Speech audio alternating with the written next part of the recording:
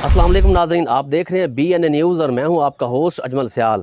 मैं इस वक्त मौजूद हूं 357 EB एक गांव में, गगो मंडी थाना लगता है, जिसको यहां ज़मीन के तनाज़ा पर बेशुमार लोग यहां ज़ख्मी हुए, फायर लगे। मामला क्या है? मेरे साथ क्रिश्चियन कम्युनिटी मौजूद है, इनसे जान लेते हैं। अस्सलाम वालेकुम, नाम क्या आपका? ਸੈਮੂਅਲ ਸਰ ਜੀ ਆ ਸਾਡੀ ਜ਼ਮੀਨ ਸੀ ਜਿਹੜੀ ਆ ਨਾ ਉਹਨਾਂ ਧੱਕੇ ਨਾਲ ਕਬਜ਼ਾ ਕੀਤਾ ਆਣ ਕੇ ਸਾਨੂੰ ਫੈਰ ਮਾਰੇ ਨੇ ਤੇ ਬਹੁਤ ਜ਼ਿਆਦਤੀ ਕੀਤੀ ਆ ਸਾਡੀ। ਸਾਨੂੰ ਇਹਦਾ ਇਨਸਾਫ ਮਿਲਣਾ ਚਾਹੀਦਾ ਵਾ ਤੇ ਬਹੁਤ ਇਹ ਕਿੰਨੀ ਜ਼ਮੀਨ ਹੈ ਤੁਹਾਡੀ? 2.5 ਕਿੱਲੇ।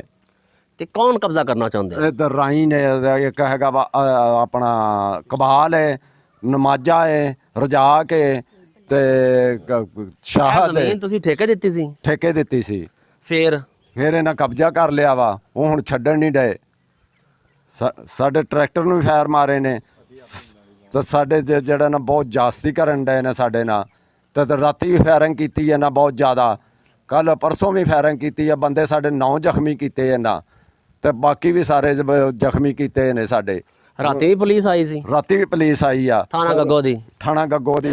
ये बताएं कि ये कितनी ज़मीन है इनकी? ये इनकी 2.5 एकड़ ज़मीन है, ठीक है, जिस पे वो ज़बरदस्ती कब्ज़ा करना चाहते हैं। और इनके काफ़ी जो है सारे लोगों को इन्होंने फायर लगाए हैं, लेडीज़ को भी, जेंट्स को भी, और काफ़ी नुकसान हुआ है।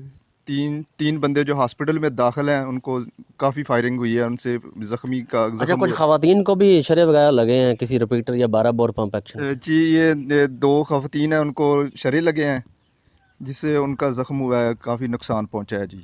और पुलिस ने 44 बोर जो है रिकवर कर ली है गन।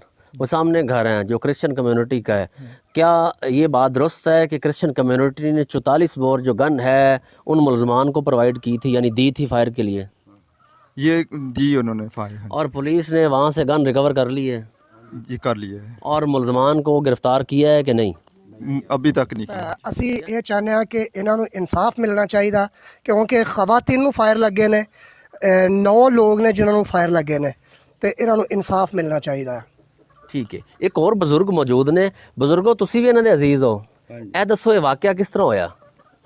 ਇਹ ਪਹਿਲੀ ਆਪਣੀ ਵਾਹੁਣ ਡੇ ਸੀ, ਛੱਡ ਦਿਓ ਇਹਨੂੰ, ਕੋਈ ਗੱਲ ਨਹੀਂ। ਤੇ ਉਹ ਆਣ ਕੇ ਤੇ ਉਹਨਾਂ ਫਾਇਰਿੰਗ ਕੀਤੀ ਵੀ ਸਾਡੀ ਪੈਲੀ ਜਿਹੜੀ ਆ ਛੱਡ ਦਿਓ। ਅਸੀਂ ਆਖਿਆ ਵੀ ਸਾਡੀ ਆਪਣੀ ਜਾਤੀ ਆ, ਤੇ ਬੰਦਿਆਂ ਨੂੰ ਤਿੰਨਾਂ ਨੂੰ ਤੇ ਆਪਣਾ ਸੀਰੀਅਸ ਵਾਲ ਤੇ ਤੋਰਿਆਂ ਨੂੰ ਛੜੇ ਬਹੁਤ ਲੱਗੇ ਆ।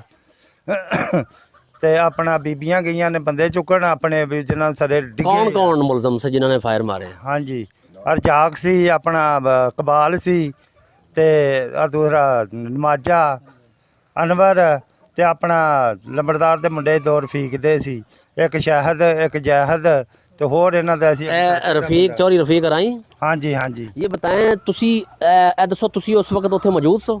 ਹਾਂਜੀ। ਤੇ ਫਾਇਰ ਕਿਸ ਤਰ੍ਹਾਂ ਲੱਗਿਆ? ਉਹਨਾਂ ਨੇ ਪਾਪਾ ਉਹਨਾਂ ਨੂੰ ਸਾਰਿਆਂ ਨੂੰ ਗੋਲੀਆਂ ਮਾਰਨ ਦੇ ਸੀ।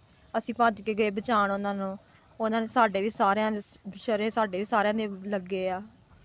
ਹੁਣ IG ਸਾਹਿਬ ਨਾਲ ਤੁਹਾਡਾ ਕੀ ਮੁਤਾਲਬਾ ਹੈ ਕਿ ਤੁਹਾਨੂੰ ਇਨਸਾਫ ਮਿਲਣਾ ਚਾਹੀਦਾ? ਹਾਂਜੀ, ਸਾਨੂੰ ਇਨਸਾਫ ਮਿਲਣਾ ਚਾਹੀਦਾ। ਬਿਲਕੁਲ ਸਹੀ ਦਰੁਸਤ ਮਾਮਲਾ ਹੋਇਆ ਜੀ, ਸਾਨੂੰ ਇਨਸਾਫ ਚਾਹੀਦਾ। ਤੇ ਕਿੰਨੇ ਬੰਦੇ ਤੁਹਾਡੇ ਜ਼ਖਮੀ ਹੋਏ ਆ? ਸਾਡੇ 9 ਬੰਦੇ ਜ਼ਖਮੀ ਹੋਏ ਨੇ, ਆ ਔਰਤਾਂ ਵੀ ਜ਼ਖਮੀ। ਇਹ 9 ਦੇ ਵਿੱਚੋਂ ਕਿੰਨੇ ਲੋਕ ਆ ਜਿਹੜੇ ਹਸਪਤਾਲ 'ਚ ਦਾਖਲ ਆ? 3 ਸੀਰੀਅਸ ਨੇ। ਜਿਹੜੇ ਸੀਰੀਅਸ ਨੇ ਇਹ ਸਾਈਵਾਲ ਨੇ ਜਾਂ ਬੁਰੇ ਵਾਲਾ ਨੇ? ਨਹੀਂ, ਸਾਈਵਾਲ ਨੇ। ਸਾਈਵਾਲ ਦਾਖਲ ਨੇ। ਇਹ ਮਾਮਲਾ ਤੁਹਾਡਾ ਅੱਖੀ ਵੇਖਿਆ ਹੈ ਜਾਂ ਕਿਸ ਤਰ੍ਹਾਂ ਹੋਇਆ ਹੈ? ਨਹੀਂ ਜੀ, ਅੱਖੀ ਵੇਖਿਆ ਜੀ। ਫਾਇਰ ਕਿੰਨੇ ਮਾਰੇ ਸੁਣੋ? ਫੈਰ ਜੀ ਪਹਿਲਾਂ ਮਾਰਿਆ ਨਮਾਜ਼ ਨੇ, ਫਿਰ ਫੌਜੀ ਕਬਾਲ ਨੇ, ਫਿਰ ਉਹਨਾਂ ਨੇ ਵਾਰ-ਵਾਰ ਜਿਵੇਂ ਜਿਵੇਂ ਆਉਂਦੇ ਗਏ ਤੇ ਸਾਰਿਆਂ ਨੇ ਫੈਰ ਮਾਰੇ। ਨਾਂ ਕੀ ਤੁਹਾਡਾ? ਮੇਰੇ ਨਾਂ ਜੀ ਵਿਲੀਅਮ। ਇਹ ਕਿੱਥੇ ਰਹਿੰਦੇ ਤੁਹਾਡੀ? ਹਾਂਜੀ, ਤੁਸੀਂ ਕਿੱਥੇ ਰਹਿੰਦੇ ਹੋ? ਅਸੀਂ ਜੀ ਰਹਿੰਦੇ ਹਾਂ ਗਿਰਜ ਚਰਚ ਦੇ ਕੋਲ, ਤੇ ਅਸੀਂ ਉਸ ਮੌਕੇ ਤੇ ਇੱਥੇ ਸਨ ਜਦੋਂ ਇਹ ਵਾਕਿਆ ਹੋਇਆ। ਹੁਣ IG ਸਾਹਿਬ ਨਾਲ ਤੁਹਾਡਾ ਕੀ ਮੁਤਾਲਬਾ ਹੈ? DPO ਸਾਹਿਬ ਵਿਹਾੜੀ ਯਕੀਨਨ ਇਸ ਪ੍ਰੋਗਰਾਮ ਨੂੰ ਵੇਖ ਰਹੇ ਹੋਣਗੇ। इन्हें इंसाफ दिया जाए ठीक है, और मुलज़मान के खिलाफ सख्त कार्रवाई की जाए।